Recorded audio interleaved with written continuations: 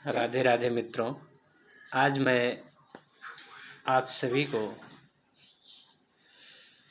गोवर्धन प्रतिपदा के विषय में बताना चाहूँगा।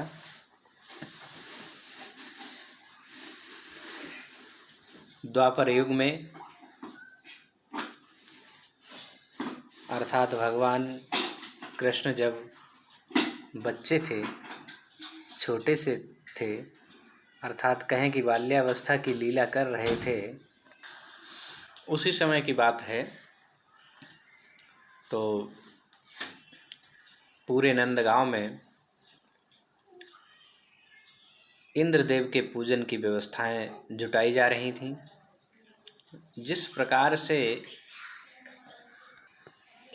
एक राजा टैक्स वसूलता है या अपनी सुविधाएं प्रजा से मांगता है, उसी प्रकार से इंद्र भी अपने मन की सुविधाओं की व्यवस्था करवाते थे। उनका आदेश होता था कि मुझे ये चीज़ चाहिए, इन विधियों से मेरी पूजा की जाए। तो इंद्र अहंकार में आ चुके थे, इतना सब कुछ बता देते थे कि लोग उनके पास कुछ हो या ना हो फिर भी व्यवस्था करें। उनके इस अहंकार को देखते हुए भगवान कृष्ण ने विचार किया कि इनके अहंकार को चूर किया जाए। तो कृष्ण जी ने पूछा कि ये व्यवस्था किसके लिए हो रही है, ये इतने अच्छे अच्छे व्यंजन किसके लिए बनाए जा रहे। तो यशोदा मैया ने बताया कि इंद्रदेव की पूजा है कल, इसलिए आज व्यवस्था हो रही है, मिठाइयाँ बन रही हैं और कल सुबह अच्छे अच्छे भोजन बनाकर उनकी पूजा की जाएगी। तो उन्होंने कहा कि इंद्रदेव की पूजा क्यों होगी, इंद्रदेव क्या करते हैं। हालांकि ऐसा नहीं कि उन्हें कुछ पता नहीं, उन्हें सब कुछ पता है, लेकिन इंद्रदेव का घमंड, तो घमंड को दूर करने के लिए उन्होंने कहा कि इंद्र की पूजा बंद करो, अब इंद्र की पूजा नहीं होगी।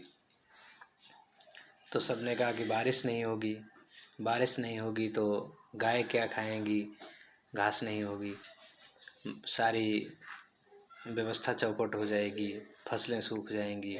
उन्होंने कहा नहीं, इंद्र नहीं बारिश करवाते हैं, पानी जहाँ होता है वहाँ से सूर्यदेव उस पानी को खींचते हैं और वो हवा में आकर के हमारे गोवर्धन पर्वत से टकराता है और टकराने के बाद वही बारिश बनकर के बरसता है। इसलिए जो गोवर्धन पर्वत है ये बारिश करवाता है, इसी की वजह से बारिश होती और जिससे घास उगती है, गाय खाती हैं और अनाज पैदा होता है, इसलिए गोवर्धन की पूजा की जाए। तो उन्होंने गोवर्धन की पूजा की व्यवस्था कराई। उनके कहना मान गए सभी। जब नंद और यशोदा मान गए तो सबको मानना पड़ा। उसके बाद प्रातःकाल हुआ तो सभी गोवर्धन के पास अपनी अपनी सुविधा अनुसार और व्यवस्था अनुसार वहाँ पहुँचे। पूजन शुरू हुआ और जब देर होते देखी इंद्र ने कि मेरी पूजा नहीं हुई, तो उन्होंने पता किया तो बताया गया कि वहाँ तो गोवर्धन की पूजा हो रही है, वो भी एक बच्चा करवा रहा है। इंद्रदेव को बहुत क्रोध आया और क्रोध में आकर के भयंकर बारिश करवाई। जो विकराल बादल थे उनके अधीन, उन विकराल बादलों को भेजा और कहा बिल्कुल तहस नहस कर दो, डुबो दो। तो ऐसा लेख मिलता है कथाओं में, पुराणों में और ग्रंथों में कि इतनी अधिक बारिश हुई कि यदि श्री कृष्ण जी उस गोवर्धन पर्वत को अपनी उंगली पर न धारण कर लेते तो एक भी व्यक्ति जीवित नहीं बचता, कीड़े मकोड़े भी जीवित नहीं बचते।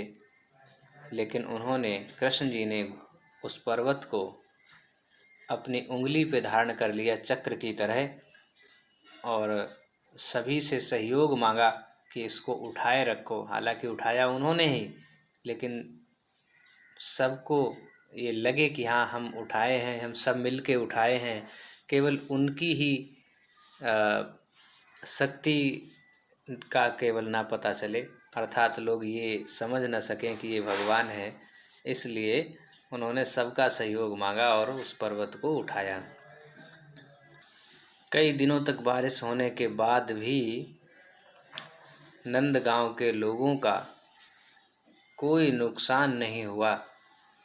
तब से जो है अब तक यह गोवर्धन पूजा होती चली आ रही है। इसके साथ गोवर्धन से एक छोटी सी और कहानी जुड़ी हुई है, बहुत जल्दी से बताता हूँ। कि जब भगवान राम ने त्रेता युग में सेतुबंध बनाया था तो सभी पर्वत ला रहे थे, जो जहाँ पे ला रहा था। जब समुद्र का पुल पूरा हो गया तो उन्होंने आदेश दिया कि जो भी जहाँ पर खड़ा है पर्वत लेकर के वो वहीं रख दे और चला आए। तो उस समय पर हनुमान जी वहीं थे मथुरा के आसपास, तो उन्होंने वहीं पे रख दिया।